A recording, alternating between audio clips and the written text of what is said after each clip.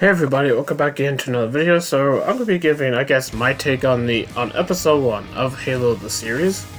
So I guess there may be some spoilers here and there, so as I kind of talk about some of the things I've noticed, so if you haven't seen it yet, just leave the video now and come back later once you've seen it. With that out of the way, and also, I know this could be complaining about it's not based on the games. I know. Trust me, I was one of them till I actually checked out the show. And I ended up liking it more than I thought. It was definitely more enjoyable than I thought it would. So, with that out of the way, let's get into it. So the episode starts off on the planet Magical in the outer colonies of UNSC jurisdiction. They're at a base where I guess these insurrectionists are playing cards, I guess, and then later on in the episode, we reach to a woods where a bunch of kids are playing, and one of them noticed there was some noise going on. There was like a flash of light or something, and then they looked. There was like a cave that they actually did a reference to. This cave is not a natural formation, which it's not because there's a artifact in there. And the reason for that, they noticed it because there's a Covenant Phantom on top of it. So the Covenant clearly looking for something there, clearing it. And then the elites noticed that the kids were running away, and then they start opening fire on them.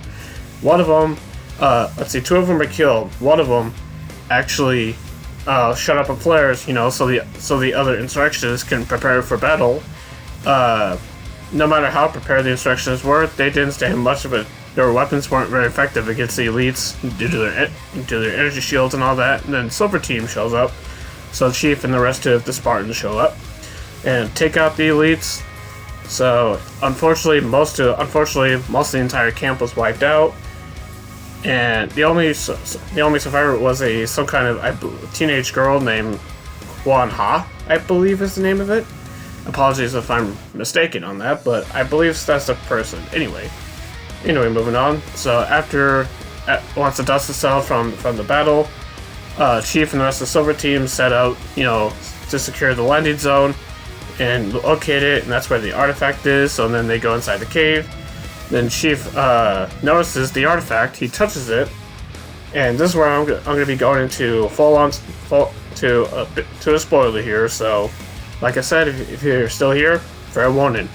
Anyway, once he touched it, he starts seeing some visions, and it seems to be memories of his childhood, because he had visions of a boy and a dog or something. So whatever that memory was, I don't know. So anyway, once they're back, Chief took the little girl with him, and after they talked, the UNSC and Oni noticed that Chief started acting strange and out of character for him. And after talking to the little girl, Chief starts behaving differently, where they think it's because of the artifact, but in reality, it's because of, Chief starting to question, himself. So, why is he helping out insurrectionists? And he's like, I don't know. And then later on, from a remote location, which is Reach, the UNSC starts to essentially change the air filters because they're trying to kill the girl. She thought that Chief did it, which he didn't. So he ends up, essentially saving her pretty much.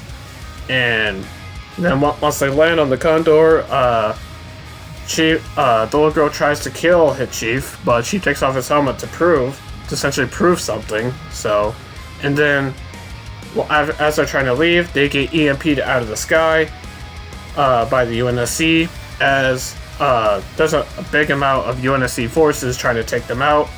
And at one point before this, there was actually a scene on High Charity, so we're seeing High Charity in the show as well, where Maki, the human being raised by the Covenant, I guess has been reading human books. And I guess it seems that she has some kind of relationship with Prophet of Mercy. So, and they're kind of talk about, her reading these human books, not just because of, who she is as a species, but two, so that the prophets can learn more about humanity, like understanding the mind of the human race, essentially. So that was kind of a neat little interaction. Should be interesting to see where that goes. Kind of how Makee, changes as a character. We'll see what happens with that. So I'm more open in mind to give it a shot, because when I found out him working with the Covenant, I was very against it. Now that I kind of seen it, hey, I'm actually interested in seeing where the story goes. Anyway, going back to the whole UNSC part. So just short off. So to finish off this episode, Chief activates the artifact in the Condor. So it seems to have sent out an EMP that takes out everything, and as a result, the Condor's power actually comes back online. Because remember, it was shot down beforehand. So if you remember that, before it was activated. So and as a result, Chief and Ewan are able to escape, and that ends episode 1. So what do I think so far? I think it was great. Like the first 15-20 minutes was full of packed action. Like it was crazy. It was crazy, and I could not believe the amount. There was a couple of references to other stuff in the episode, such as this cave is now a natural formation. When I heard that, I was like, oh, yeah, there you go. So even if they're not directly, the plot is not directly based on the games, there's still references to stuff like that. And apparently there was a Commander Shepard Easter egg too, which who saw that coming? A Mass Effect Easter egg in the Halo TV show, so that was kind of weird. So that was a kind of funny little Easter egg, so that was pretty neat. There was some other stuff too. I had to go back and rewatch the episode to see if there was any other Easter eggs I missed. So that was pretty cool. So overall, I'd say it was a pretty solid start. So to what is looking could be a decent show. So I'm kind of glad I gave it a chance because I enjoyed it. So if I were to give it a number, I'd probably give it a 7 or 8. So all in all, solid start. And if you have Paramount Plus already, I'd give the show a shot, because put the thing with the not connected to the games aside, and I think you'll end up enjoying what should be a decent show. I mean, Paramount seemingly thinks that they're confident in it, considering they've already renewed the show for a second season, so clearly they're confident in it. And so we'll see what happens. So anyway, I didn't show any footage or screenshots because it would get copyrighted. So I tried to take screenshots, but nope, it would not let me at all. It seems that Paramount has some kind of policy, I guess some security policy on it, so, and obviously if I even show the trailers and all that, the video will get copyright claimed, so there you go. So that's why you're only getting gameplay footage from Infinite. That's why.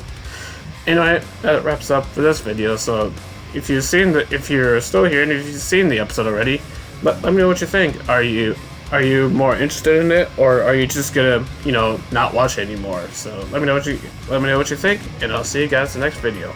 And have a good one. Bye.